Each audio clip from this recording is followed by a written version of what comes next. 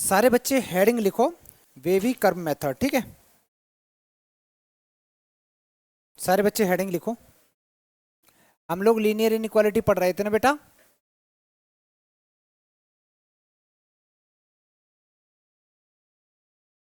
Actually इस method को हम लोग हर चैप्टर में यूज करेंगे लगभग। मैंने तुम्हें जब डोमेन रेंज पढ़ाया था उसमें भी यूज करा, जब मैंने तुम्हें लीनियर इनइक्वालिटी पढ़ाना उस दिन चालू किया तो उसमें भी यूज किया। ठीक है, बाकी के 12th में भी जब हम लोग पढ़ेंगे इंक्रीजिंग डिक्रीजिंग चैप्टर पढ़ेंगे या मैक्सिमा मिनिमा पढ़ेंगे, मतलब मैक्सिमा मिनिमा में तो नहीं होता, मतलब ज़्यादातर चैप्टर में हम लोग इसका यूज करेंगे, ज़्यादातर चैप्टर में हम इसका यूज करेंगे। ठीक है, तो सारे बच्चे ये हेडिंग डाल लो। हेडिंग डालने के बाद में ये होता कैसे है इसका एक प्रोसीजर लिखते हैं। प्रोसीजर लिखते हैं, मान लो मैंने एक फंक्शन लिखा x minus a x minus b divided by x minus c, और ये दे रखा है ग्रेटर देन 0। मान लेते हैं, मैं एक एग्जांपल लेके चलता हूँ कि कुछ ऐसे फंक्शन गिवन है। ठीक है, तो पहला स्टेप रहेगा, स्टेप नंबर 1 रहेगा, प्रोसीजर रहेगा इसको सॉल्व करने का। तो पहला स्टेप लिख सकते हो स्टेप नंबर 1।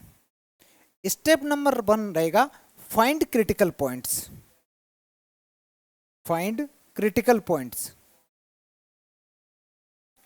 अगर बच्चा मैं क्रिटिकल पॉइंट की बात कर रहा हूं, क्रिटिकल पॉइंट की बात कर रहा हूं, तो क्रिटिकल पॉइंट्स का मतलब होता है कि ये जो भी है इसको इक्वल टू 0 करेंगे, एक्स की वैल्यू निकालेंगे, इसको 0 करेंगे, एक्स की वैल्यू निकालेंगे, इसको 0 करेंगे, मतलब जितने भी फंक्शन है सबको हम इक्वल टू 0 करेंगे और एक्स की वैल्यू निकालेंगे। पहले वाले को अगर मैं 0 करता हूं तो क्रिटिकल पॉइंट क्या आ जा रहा है बच्चा, ए आ जा रहा। तो मैं डायरेक्ट लिख सकता हूँ क्रिटिकल पॉइंट क्या आ गए, एक ए आ गया, एक बी आ गया, एक सी आ गया। हालांकि ये लिखने की जरूरत नहीं रहा करेगी, ये हम लोग समझ जाया करेंगे, डायरेक्ट लिखा करेंगे। पहला स्टेप। स्टेप नंबर, इसको ऑफ करना बेटा, बहुत आवाज कर रहा है, फैन को ऑफ कर दो। हाँ कर दो, इसको भी ऑफ कर दे बेटा, कर दे, इसको भी ऑफ कर दे।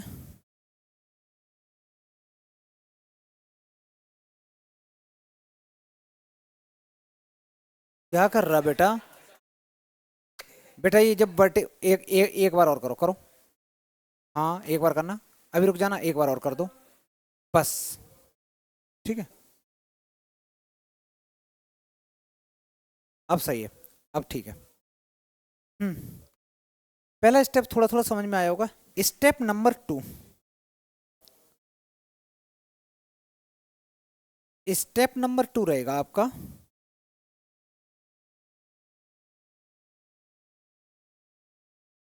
स्टेप नंबर 2 में क्या करेंगे हम, सारे के सारे पॉइंट नंबर लाइन पे प्लॉट करेंगे। तो लिखेंगे प्लॉट, या लिख सकते हैं mark all point on number line.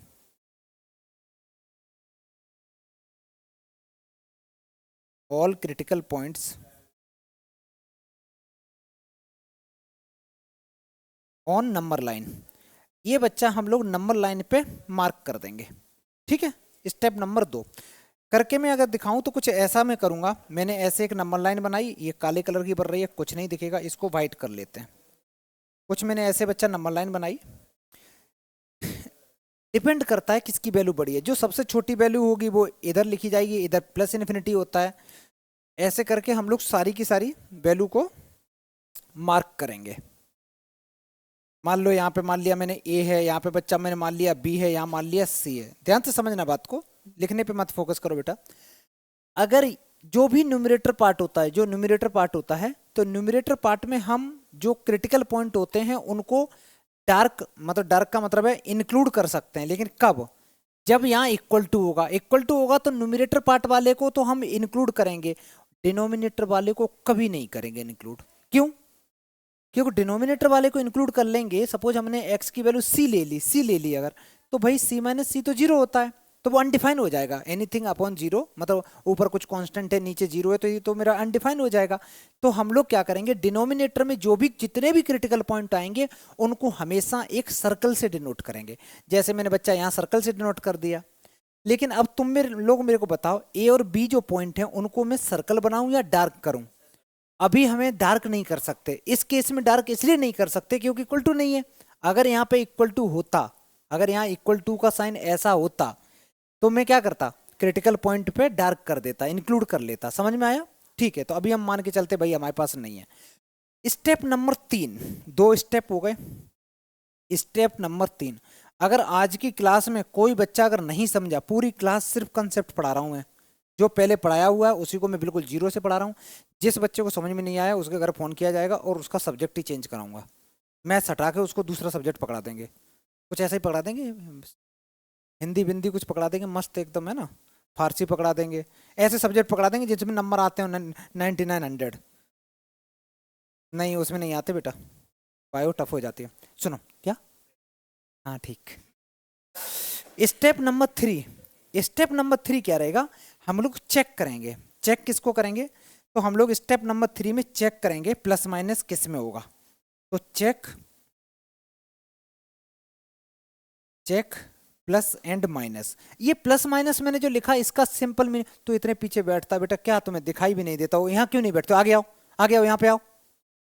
अरे हवा से थोड़े नहीं तुम पढ़ने आया, हवा लेने आए। 2 एसी लगी तब भी हवा नहीं आ रही, तो बताओ मैं एक अलग से खड़े हो जाए लेके तुम्हारे लिए एसी?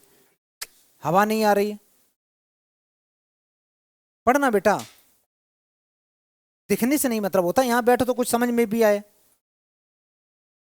जो बच्चे बहुत अच्छे हैं पढ़ने में पीछे बैठ सकते हो, मेरे को कोई फर्क नहीं पड़ता। जिन बच्चों को थोड़ी भी मैथ्स में दिक्कत है, आगे की 3 4 5 रो में बैठो, और वो भी किनारे पे बैठो, और डाउट है तो पूछो। ये नहीं है एग्जाम में आ गए, एग्जाम में डायरेक्ट फिर नंबर ही नहीं आ रहे, पीछे बैठ रहे। डर डर के थोड़ी नहीं रहना है बेटा, कायर बन के रहना है क्या? और टीचर से क्यों डरते हो? टीचर फीस लेता है, कोई फ्री में थोड़ी नहीं पढ़ाता है।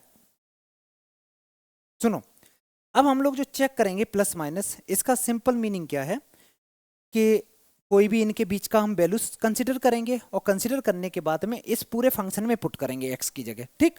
फिर चेक करेंगे आंसर प्लस का आ रहा का माइनस का आ रहा, सिंपली इतना। मेरे को नहीं मतलब है कि एग्जैक्ट क्या आ रहा है, इससे कोई लेना देना नहीं है।